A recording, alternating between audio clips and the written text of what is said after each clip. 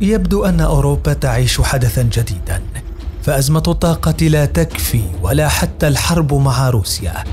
ولأن المصائب لا تأتي فرادى كما قال المتنبي، فإن المصائب تنهال على القارة العجوز كلها سويا. خوف من الشتاء، وخوف من روسيا، قلق من حرب نووية قد تشتعل، وحذر مما قد يصيب الطاقة.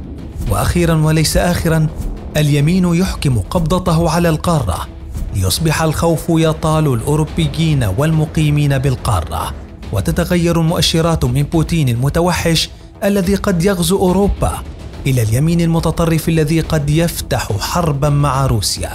فهنا روما الإيطالية، حيث لا صوت يعلو فوق صوت الانتخابات البرلمانية، لكن صوتا ما قد علا وأسمع العالم كله، صوت جورجيا ميلوني سليلة موسوليني، المرأة التي أهانت ماكرون أمام الكاميرات وتكره العرب والإسلام وتقف بوجه المهاجرين.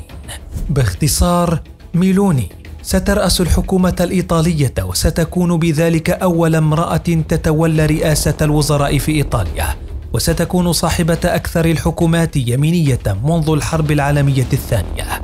حزب إخوة إيطاليا اليميني الذي ترأسه ميلوني صعد بقوة في الانتخابات الأخيرة، ففي السابق لم يعتبر منافسا قويا في البرلمان، إذ حصد في انتخابات عام 2018 4% فقط من أصوات الناخبين. أما في هذا العام فوصلت النسبة إلى 26% تقريبا بشكل أولي، وصعوده القوي على حساب البقية يعني بشكل أوضح أن اليمين بات يحكم أوروبا ولم يعد تحت الضغط كما في السابق. ولكن كيف ذلك؟ إيطاليا ليست أول دولة في القارة الأوروبية يحكمها اليمين، ففي السويد وخلال هذا العام أيضا بات حزب الديمقراطيين القومي اليميني المتطرف ثاني أكبر حزب سياسي في البلاد، والذي بات بذلك التفوق قد حقق قفزة من كونه حزبا هامشيا في العام 2010 إلى الحزب المسيطر على البرلمان في العام 2022، حيث شكل تكتلا يمينيا ضم فيه المعتدلين والليبراليين والديمقراطيين، المسيحيين والديمقراطيين السويديين، لينجح من خلال ذلك التكتل من السيطرة على الحكم في السويد ويصعد لرئاسة الوزراء والبرلمان. والسويد ليست وحدها مع إيطاليا في أوروبا، ففي المجر أيضا فإن رئيس الوزراء فيكتور أوربان ينتمي للحزب اليميني المتطرف الشعبوي، والذي استقالت مساعدته قبل مدة بسبب ما وصفته العنصرية التي يمارسها فيكتور، ووصفت خطاباته بالنازية في ألمانيا أيضا التي تخشى اليمين والنازية والتطرف.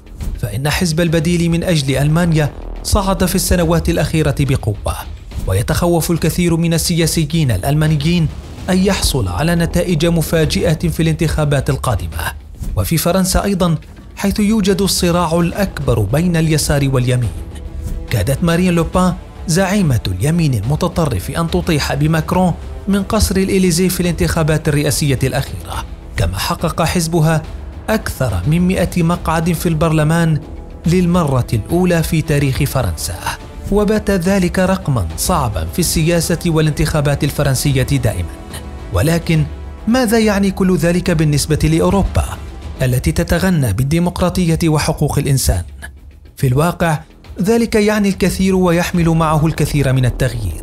أغلبية الأحزاب اليمينية في أوروبا تتشارك ذات السمات غالبا، والتي تأتي على رأسها النزعة القومية وتفوق شعب على شعب آخر، كما يجمعهم بشكل عام معاداة فكرة الهجرة وتوطين المهاجرين، بالإضافة لوجود بعض منهم ممن يعادون العرب والإسلام، مثل ميلوني في إيطاليا التي صعدت للسلطة.